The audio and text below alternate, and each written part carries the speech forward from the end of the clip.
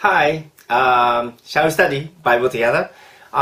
Today, we're going to study from the Luke chapter 12, verse 13, the continue from the series of the study of the Jesus chronological ministry. And now in the 4th year's ministry, and he's on the way to Jerusalem to be crucified. But then on the way, he met the many people, and now he's talking to the disciples, and also there are lots of people surrounding him. And these people are followers of the Jesus. They follow Jesus to this point.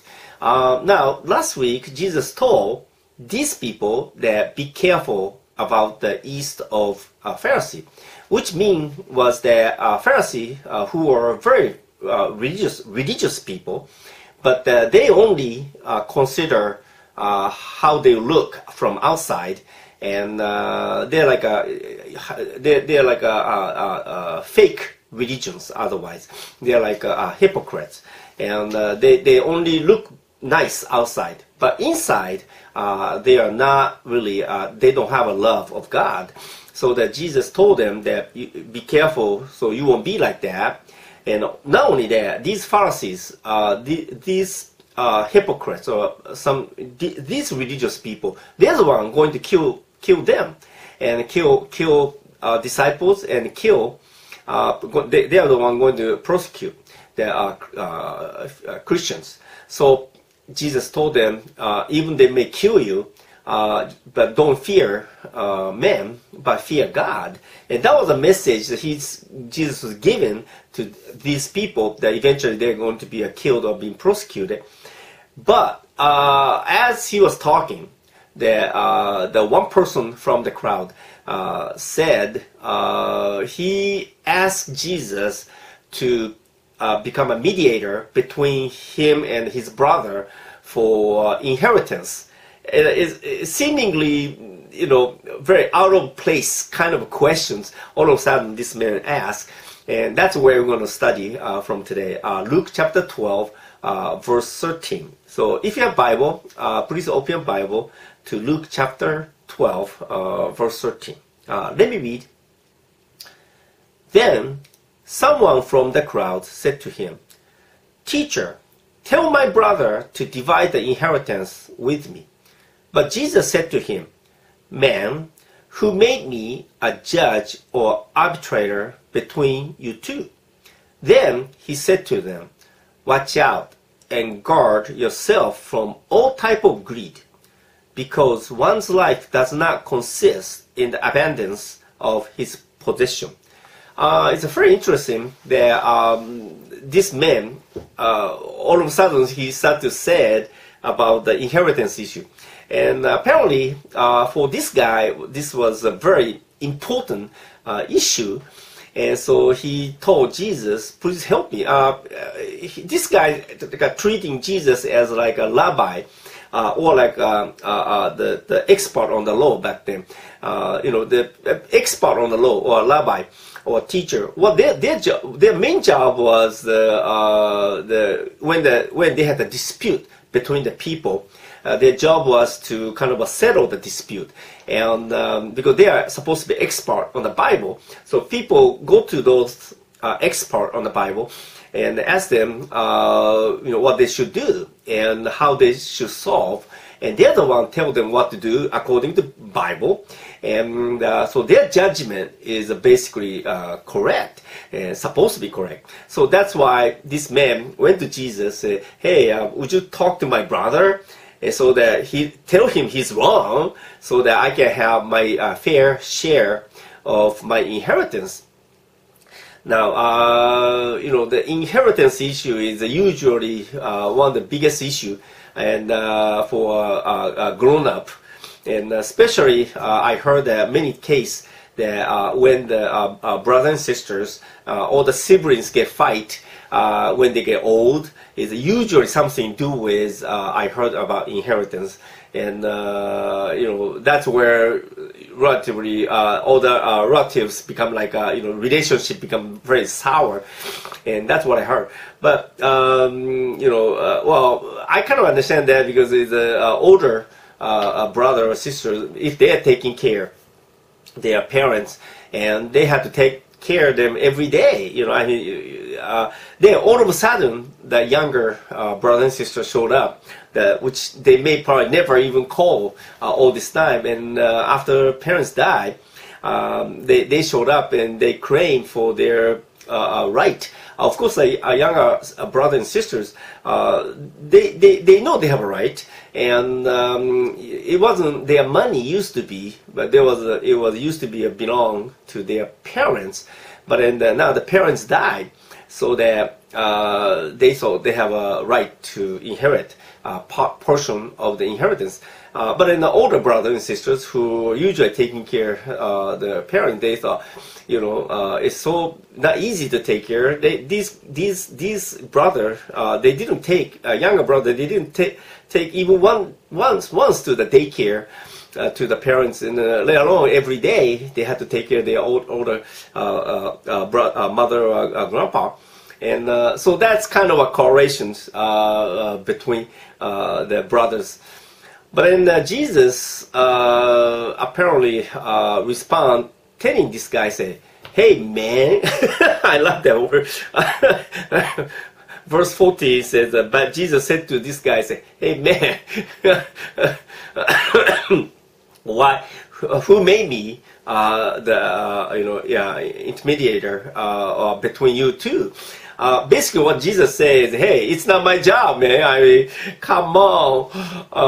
And then he told all the people around there, he told them that, "Hey, be careful about any kind of greed, and because our life is not in our material positions."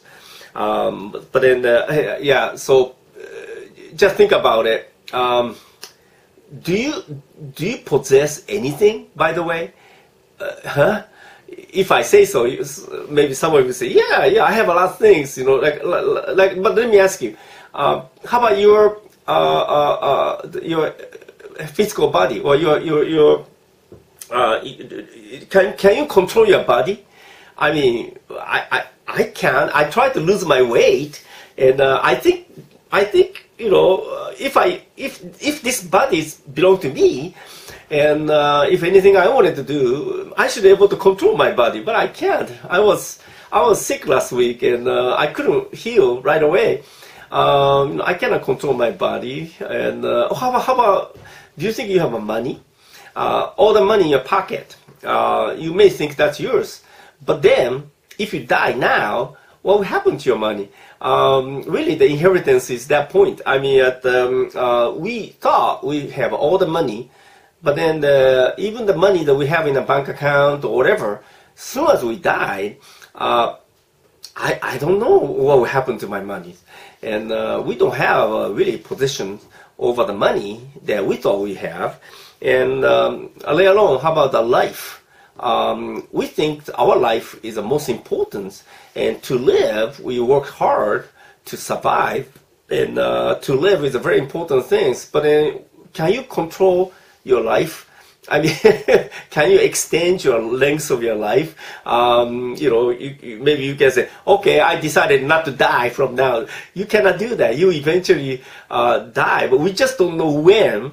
And we don't have any control over our life as well. So Jesus told them, hey, if you don't possess anything. As a fact, we have to understand that God created everything, and so everything belongs to God. We don't have anything, and so that's, I think we kind of made mistake. That's where the greed coming from. The greed is we think we have. And that is a greed, and then we think we can have more. But the fact is, we don't own anything. I mean, everything belongs to God. We're just using His riches temporarily on this earth, and that's it. We have more like a stewardship. It's nothing that we think ours is not ours to begin with, including our own physical body. And so that is so Jesus told them, hey, careful with the greed. You don't have anything to begin with. But then this incident seems trigger Jesus to give them a parable. And that stuff from the parable start from verse 16. Let me read that. He then told them a parable. The land of the certain rich man produced abundant crops. So he thought to himself, what should I do? For I have nowhere to store my crops. Then he said, I will do this. I will tear down my barns and build bigger ones, and there I will store all my grain and my goods. Jesus gave the parable here. And have you noticed how many times this guy said, my? For example, and he said verse 17, so he thought to himself, what should I do? For I have nowhere to store my crops. Then he said, I will do this. It might tear down my barn and build bigger ones, and there I will store my grain and my good. In a original text, in a Greek text, it does have this word mine. Really a greed coming from that we think everything is mine. We think we have, those are my grain, my building, my money.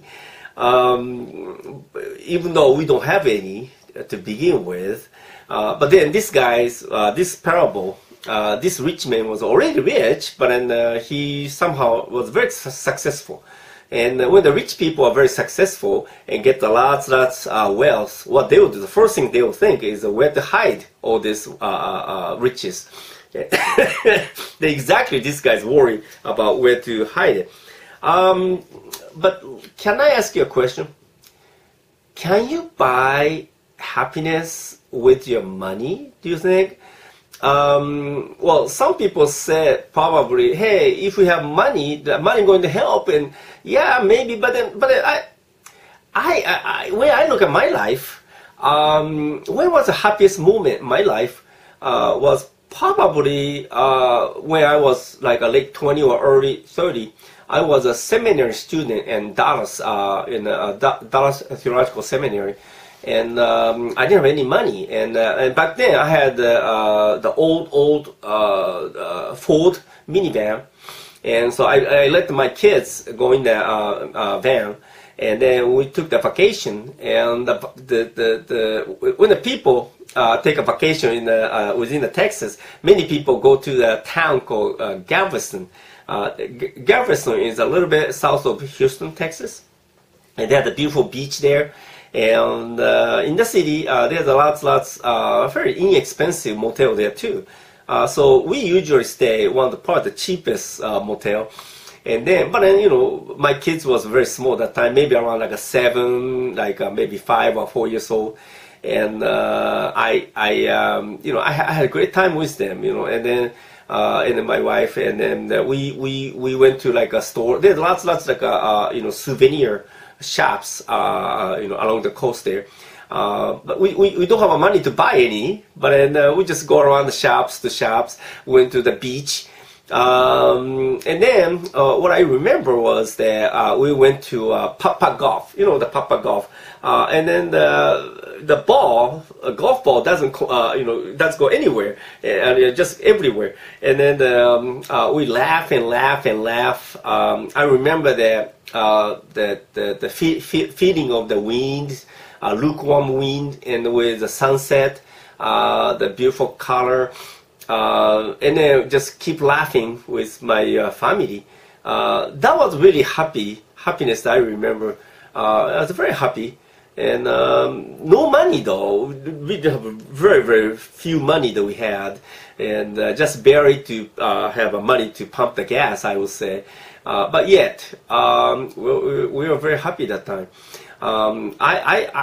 If I think of happiness, that happiness is mine, and that's the only things I can take to the heaven with me. Only things you can take to heaven is a relationship with other people, and especially the relationship you have with your brothers and sisters, the other Christians I'm talking about, the relationship that you have with other Christians, we can have an eternal friendship in heaven. And this relationship we have in the church, we can take all that wonderful relationship in the heaven as well.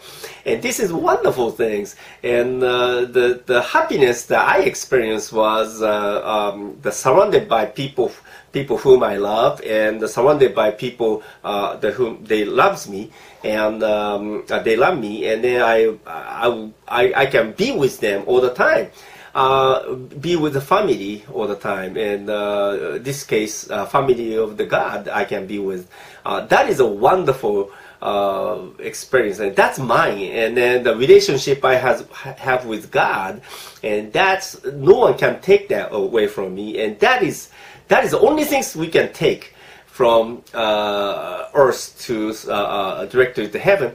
But more I think about that, all that unsaved people, unsaved friends, we cannot see them unless if they become a Christian. And so I cannot see them in the eternal place. So I think that is really encouraging me to tell them about the gospel more to them too. But nevertheless, what I'm saying is this rich man, by the way, that's not what they thought. He thought that his wealth belonged to earth, and he somehow think all the rich things he built, that's his, and so he had to hide somewhere. So he built a big, huge barn, and he hid it. Now let's see the continue what happened in start from verse 16. And I will say to myself, you have plenty of goods stored up for many years. Relax, eat, drink, celebrate. But God said to him, you fool, this very night your life will be demanded back from you. But who will get what you have prepared for yourself? So it is with the one who stores up riches for himself, but is not rich towards God.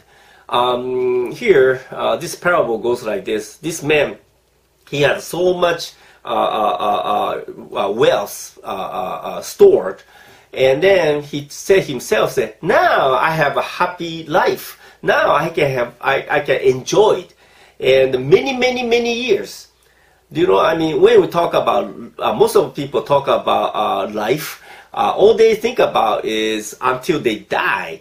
They never think about, usually people don't think about what will happen after we died, because they think, no matter what, how hard I think, I don't know what will happen after I die, so I'm not thinking about it. That was the attitude of many.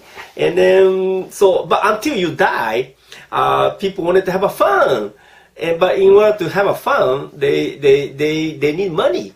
And so that's where these guys thought, I have a lot of money. Now I can have a fun. And then, listen, this guy just said, I can drink and I can have a kind of party. Hey guys, the only time you can have a drink and eat and having a good time is when you're still healthy. If you're not healthy when you get old, you cannot really enjoy drinking even. And so, but this guy don't think about it. This guy somehow we think that we can live on and on healthy. We can stay being healthy, and we can just continue to live as where we are right now, and we just every year we can. That's how people think. The fact is, it's not. Fact is, here that God told this man, "You fool, your life will be taken away that very night." And if that happens, what will happen to all the riches he accumulate on this world? It's not gonna be his. He cannot take even penny with him to the heaven. And so this parable is really a cool reminder for us that we die on this earth, and no matter how much rich we try to, we work so hard to have a rich life in this world. But yet, that's really, really, we cannot take any of that. I mean, unfortunately, many people are not much different from this guy. So many people I know in the world right now, they work so hard. They want to have a bigger house. They want to have a nicer car. They want to have a better life. I mean, you know, many I see they die too. No matter how rich you are, you die eventually, and maybe sooner than you think it is. And then after that, Jesus turned around to his disciple and gave them another message toast to his disciples. And do you remember, disciples are one that give up everything and now follow Jesus. So Jesus told disciple the continued story, the teaching in verse 22. Then Jesus told to his disciples, "Therefore I tell you, do not worry about your life, what you will eat, or about your body, what you will wear. For there is more to life than food, and more to the body than clothing." Jesus told his disciples, don't worry. Now, if the Bible said don't worry, and if you worry, that means that's a sin. You're sinning. Why we worry? Because we don't trust in God. And I know people say, "Hey, come on." We do worry. We're humans. We worry about. Aren't you worried about your life? I mean, if you lost your job now, if you don't have any money come in your bank account, aren't you worried about that if that happens? And aren't you worried that you will lose your job, or like maybe you don't have any more income coming in? But then Jesus told disciples, don't worry. And because God take care of them and take care of you. That's what Jesus said. And then Jesus told two examples why we should not worry. And first example is about a bird on the sky. And the second example that he gave is about the flower on the field. Then let's continue to read in verse 24. Consider the ravens. They do not sow or reap. They have no storeroom or barn, yet God feeds them. How much more valuable are you than the birds? And which of you by worrying can add an hour to his life? So if you cannot do such a very little things as this, why do you worry about the rest? Jesus' point about the bird is, hey, God take care of all the ravens and all the birds on the sky. And, yeah, I wonder what bird doesn't do basically anything on there. I mean, they make nice noise, you know. But then, but God took care of them, and you know. But then his point was, we are more valuable than bird, and so God will take care of you. So don't worry. And then you know, you can add even 1 minute to your life. And we don't have a control of our life. And why you worry? And you know, God control your life. And so don't worry. That's basically Jesus told disciple. And then Jesus gave another example about the flowers on the field in verse 27. Consider how the flowers grow. They do not work or spin. Yet I tell you, not even Solomon in all his glory was clothed like one of these. And if this is how God clothes the wild grass, which is here today and tomorrow is tossed into the fire to heat the oven, how much more will he clothe you, you people of little faith? Now, Jesus gave another example about the flower on the field. And even one flower, if you pick, even smallest flower, they're very pretty. And God decorate them that beauty. But they're not going to be, next day they will put it to the oven to burn. I guess his point is, why you worry? God take care of you. God take care of the birds. God take care of even the flowers. Is beautiful, decorated. Why you worry about what to wear? And then at the end, he said, "You with a little faith." Jesus told very similar story during his Galilean ministry, the Sermon on the Mount. He's told about this. So here in the Judean ministry, the 6 months before he died, he gave this story again, and reminded us that we should not worry about how to live. We just simply follow God. And then Jesus continued to tell his disciple, start from verse 29. So, do not be overly concerned about what you will eat and what you will drink, and do not worry about such things. For all the nations of the world pursue these things, and your Father knows that you need them.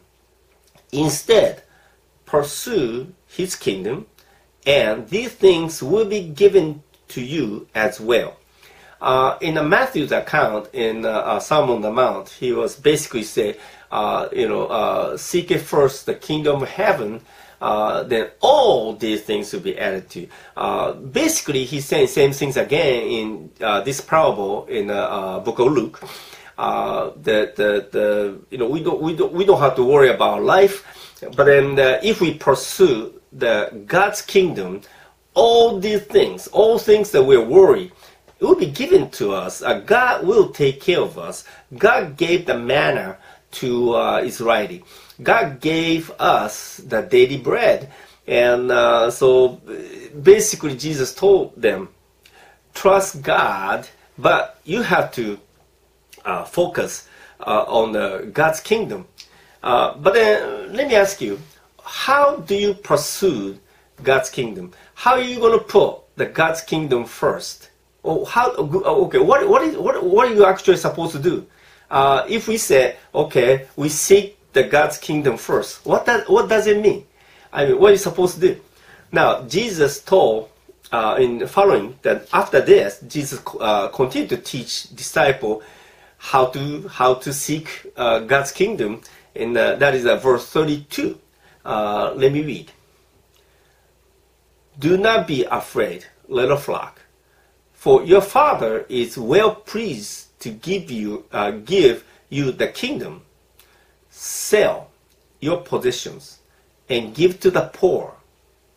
Provide yourself purse that do not wear out, a treasure in heaven that never ceases, where no thief approaches and no moth destroys.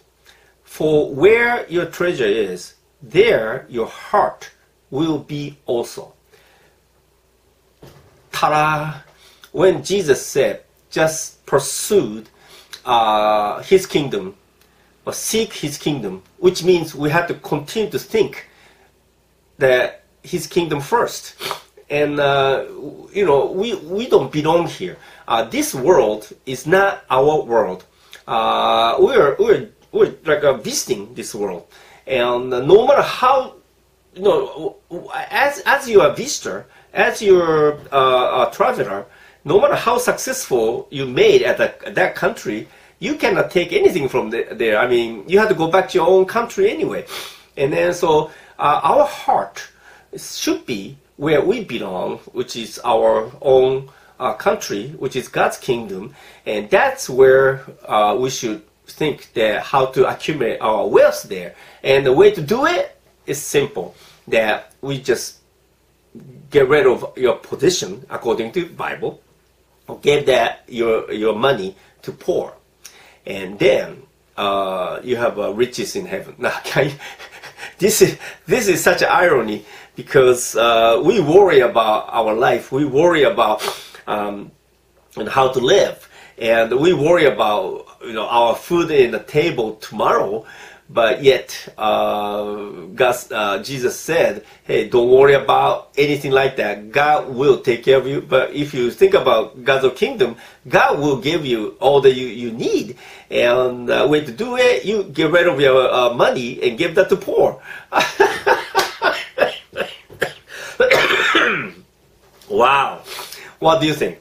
I think it's pursuing the love and glorify God on this earth is honoring. That's a way to honor God, and God will take care of us. As far as I know, all the ministers I have met, and they are not rich, but they somehow live. Somehow every ministers that I met, somehow they live, and many of them are living a very, very happy life. Not the rich life as we maybe think about from the world standard, but they are rich in love, and they are rich, and many of them have a wonderful relationship with people in the church, or like a wonderful relationship with their family, and as far as I know, many of them have a very, very happy life. Now that is, I think, is important. Jesus in today's summarize today's message is Jesus told us, be careful with the greed, because the greed is we think we have, and we think all the position we have on this earth, this world, is ours, and then somehow Satan's giving us the message that you have to accumulate more and more, because somehow we believe, it is wrongly, we believe that we can live in this world forever. The fact is, this world is a temporal place, and as a fact, the Bible revealed that this very world will be destroyed by God eventually and be judged. So this world is not eternal place at all, but then there's a real eternal place in heaven. And that's where we should accumulate our wealth. And that's where we have to think. And then what is we can accumulate the wealth there is only thing you can take. It's a wonderful relationship you can have with others, and get rid of your riches and give that to poor. You can have a wonderful, good relationship with others, and then God taking care of you anyway. And then when time comes, you leave this world, and eventually you're going to meet with Jesus in heaven. And so that's basically the Jesus teaching to his disciple. Our danger of living this world is that we focus on too much of how to live, how to be rich, how to accumulate our wealth. And more we do so, if we follow that pursuit, we cannot really follow God. You cannot have two masters. We have to decide to the point that, do you believe in money, or do you trust in money, or do you trust in God? And usually we worry so much. We worry that we don't have how we can live. But Bible simply said, do not worry.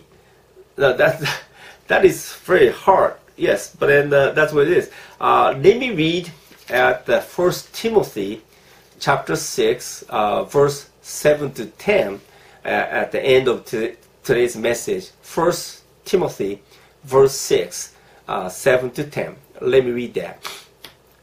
For we have brought nothing into this world, and so we cannot take a single thing out either.